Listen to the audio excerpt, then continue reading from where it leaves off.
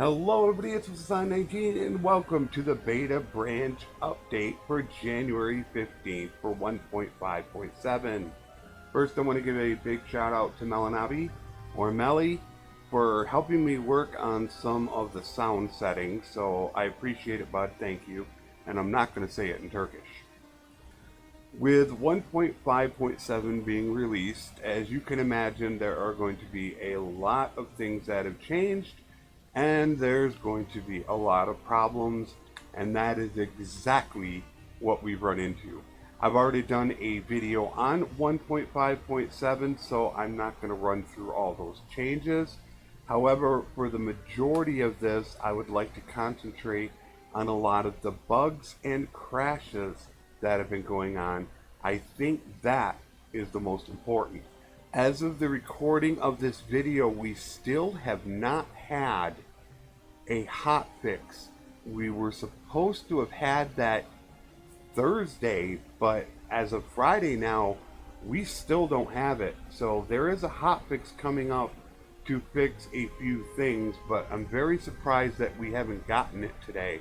So let's hope that we do get that tonight, because there are just so many things that we have to deal with. So let us get to it.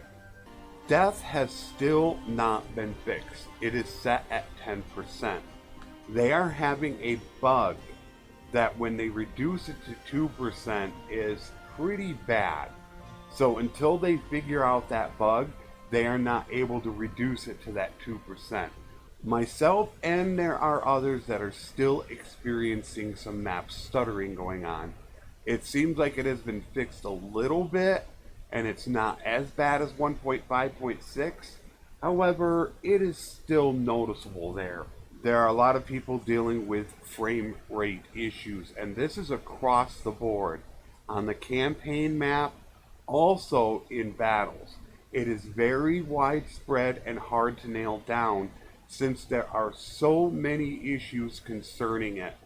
So this is something that I think they're going to be tackling through 1.5.7 for quite a long time. There are numerous crashes, so many that I cannot pick a specific one or two to even go into. From starting the game, to perks, to gifting thieves, it is just amazing how many there are. And I myself have not had one single crash. So it's really weird how some people get crashes and some people don't. I've actually tried to replicate the gifting of a thief to somebody else in your clan where that's caused them to crash, and I haven't been able to crash. I don't know if it's more of a software or if it's a hardware issue. There have been also some issues with perks that are not compatible in certain areas. Now, there are some that I do want to go into and some I do not want to go into. One of the perks is actually the perk that increases your mount HP. From what I was told in the forums, that when you do get the perk, which I believe it's that one, it increases your mount HP. But what it does is it increases your mount HP of the horse that you get at the beginning of battle. So therefore what happens is if you climb on somebody else's horse, it's going to actually show that that horse is only sitting at about 80% health. And if you notice the perk, it says it increases it by 20%. So even though the horse is at full health, what it's almost showing is that extra 20% that you would give, but it's not allocating it because you didn't start with that horse. Also with the medicine, the great medicine perk, the one that increases 30%. Now, what I believe is supposed to happen is that you're supposed to get 30% of your current HP back after battle. So if you end the battle at 50%, 30% of 50 is 15. You should get 15 HP. The perk is actually giving 30% of your entire life. So if you walked into battle at 50% life and you took no damage, you would then come back out with about 80, 85 of life because you're getting the full 30%. So I'm not sure if that is intended or not. So don't be surprised if they might change this perk so it's 30% of your current HP. They still have not changed the leadership perk to the veterans' respect on getting bandits. That is supposed to be changed into the roguery tree. There's also been an issue when your children grow up that they do not have any clothes or any gear. Someone has also reported that armor is not working correctly in tournaments. They would see that with the damage calculations to where they were getting hit with more damage in tournaments than they would on the battlefield.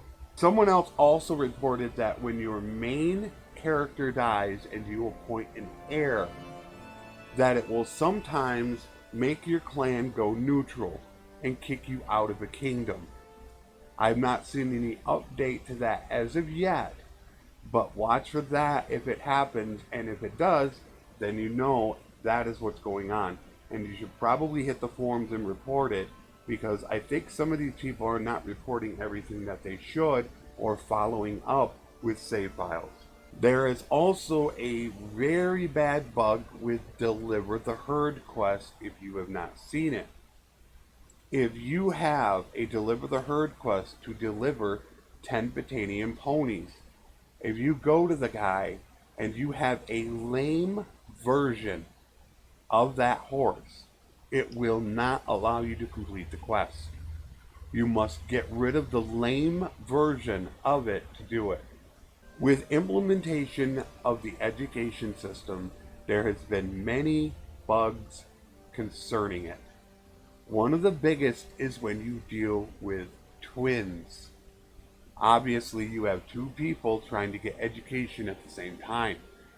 Therefore, that is a known issue that they are working on. There have also been a lot of reports about inconsistent, or if you choose something, you can't actually go back to it like at the beginning of the game when you're choosing certain skills. You can press the back button. Be very careful right now with the education system, as there is no back button. So once you make your choice, it's finalized. Some people are not getting them at the certain times. Some people are getting multiple at the same time. So it is a new system that has just been implemented. So give them some time to work it out.